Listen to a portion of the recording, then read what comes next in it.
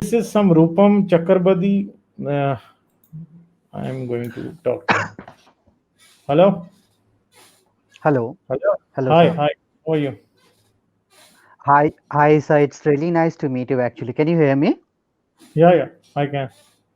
Okay. Yes, sir. Actually, earlier today I came up with an alternative user ID called Are You Hot Make in your live session with Sultan. Yeah, yeah, yeah. Okay. So there I raised a question between the how successful was the partition of India and Pakistan based on religion. So there I got to I mean I had a view from Sultan, but I could not speak with you on that note. So I would like to know your point of view as well on that note. I think it was a total failure. Why? Because Pakistan was a country that was, the partition was on the basis of religious ground.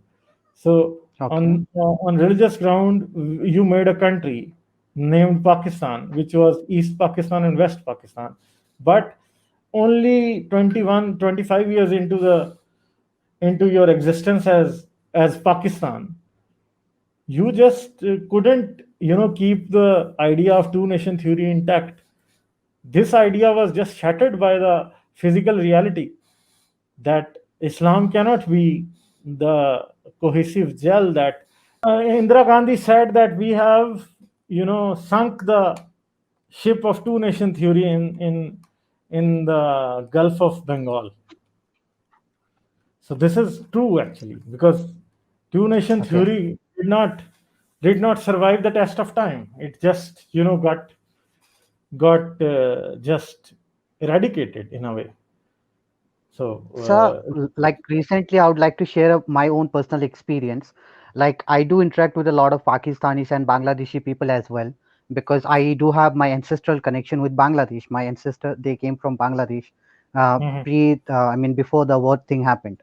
So these days, when I'm interacting with the Bangladeshi people, I see there is a strong sense of aggression because they see India that because due to some political reasons they believe that India is not in their favor, whereas some intellectuals in our country also believe that the only reason India intervened into Pakistan, I mean the east and west during at the time of war, is because there was a huge influx of Bangladeshi into Bengal, which Yeah. was one of the reasons why India had to intervene. And whereas I see Bangladeshi as like, you people came and you people fought our war and you people snatched our victory. And also in that, like, I mean, why do we stand three nations together after almost 70 years? I think, where do we stand? In what way do you mean, where do we stand? Like, I as mean, as on political grounds now. on I political mean, in ground, terms of in the relation view of between these three progress, like countries. who has progressed how much and who is ahead and who is behind, in that way, or on political grounds, I think there would Uh, always be a kind of an uneasiness towards India from Bangladesh and Pakistan. Why? Even if there was no kind of historic animosity between between Bangladesh or India, or Pakistan and India, because India is kind of a big country. It is a huge country, so definitely it will always be in a position to dictate something to the smaller countries around it. Even though it be Sri Lanka, or though it be Nepal or Bhutan or anyone, you wouldn't see that they would be that much happy with India. Why? Because definitely they would always want something more from India, and they would not get it. So in the end, no one yes, would be I happy mean, we do have water contracts and everything between India and Yeah, Bangladesh. definitely. Water context is especially one of the things which pinches these smaller countries when it comes to all these water treaties and everything.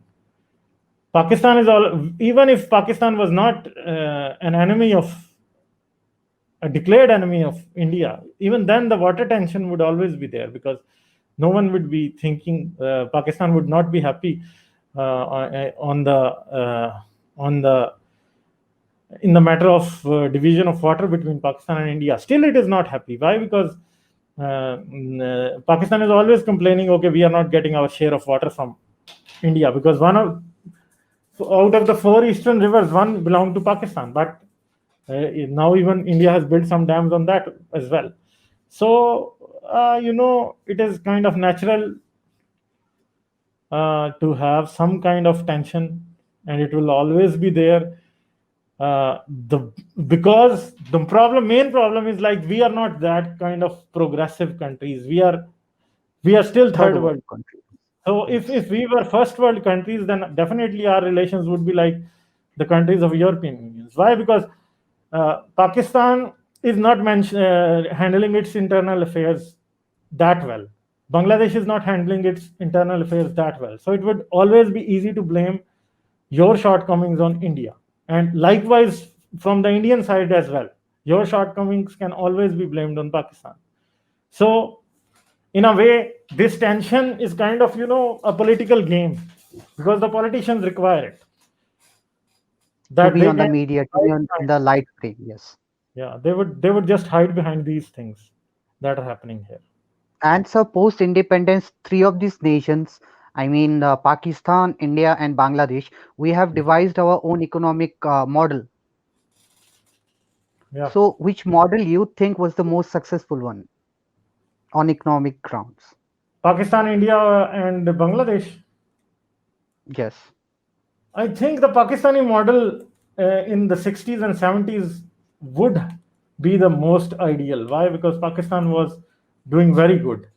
But later on, Pakistan also tried to, add a bit of communism into the Pakistani economics, especially by Zulfikar Ali Bhutto, because when he came into government, he started to do these nationalizations, and he took so many industries and all of these things into the custody of the government, and that ruined everything. Otherwise, Pakistan was on a very, very good track. So Zulfikar Ali Bhutto made this mistake because all of a sudden he wanted to get into the Russian bloc, but he was not welcome there because India was already there. So he was a charismatic leader, but he was not that wise that people think him to be. So in a way, he did such a big disservice to Pakistan because the industry was going very well. Pakistan's GDP growth was even greater than Japan and so many other countries, that South Korea.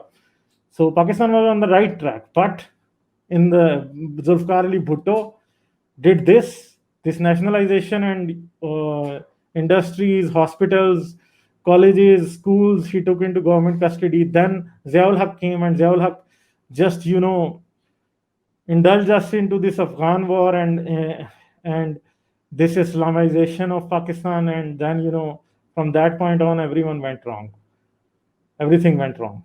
So India was in the communist, like to it. India was more inclined towards Russia. Yes. Nehru's policies were also kind of communist. So I think India was kind of lacking the progress there. India was more inclined towards what you say, America at that time, definitely India would have been in a much better position because India had to shift the systems in between. When the Russia, when it was evident that Russia was eventually going to fall, at that time India only realized, okay, we have to leave this block and we have to be more inclined towards Other America. Western Though, countries as though well. though India claimed to be just non-partisan in that all that Russia and versus America thing, but in the end, I think India early on made some miscalculations, but now India is on the right track. Pakistan early on was going well, but the recent past, or the mid past is kind of littered with so many mistakes. Bangladesh, I don't know really much about Bangladesh, so I wouldn't be able to say anything. But I think they are better off after separating from Pakistan. And Okay. today, their currency is stronger than Pakistani currency. So only this thing says a lot about Bangladesh. I think they are going on the right track. I don't Well, know sir, how, there was in a comparison to sorry to India, how interrupt they are you, sir. doing. But Okay. I I don't mean, know in sir, yes, comparison to adding India to how your they are doing, point. but in comparison to Pakistan, they are doing well. Yes, adding to your point, like there are many social indicators where Bangladesh is doing pretty well compared to India and Pakistan. I mean, during at the times of COVID, also their economy, they have given a very good positive growth in the economy. I believe Bangladesh is one of the few countries which have showed a marginal growth in terms of the GDP and their trade factors as well. It might be because they are an agricultural based economy. I mean, India is like kind of similar agricultural based, though I mean our infrastructure is also improving day by day. And on a general note, I will say, adding to your point, is yes, the other, I mean, from 2014, Prime Minister Narendra Modi, he has been to a lot of countries. He has visited a lot of foreign dignitaries and he has been meeting with many officials.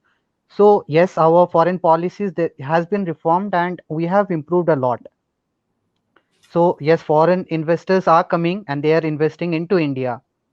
Mhm. And India may not be as strong as China in terms of infrastructural hub, but yes, I see a future scope for India. Yeah, And definitely. I also do. I think right now India is doing much better than Pakistan. Bangladesh is also doing better than Pakistan. But how do they both compare to each other? That I don't know. I'm not in a position to comment on that. I mean, the social and economic framework of two countries are very different. Yeah, yeah, yeah, yeah, definitely. Okay, okay. I All think. right. Thank you so much for your time, sir. Okay, thank you, thank you. Bye, bye.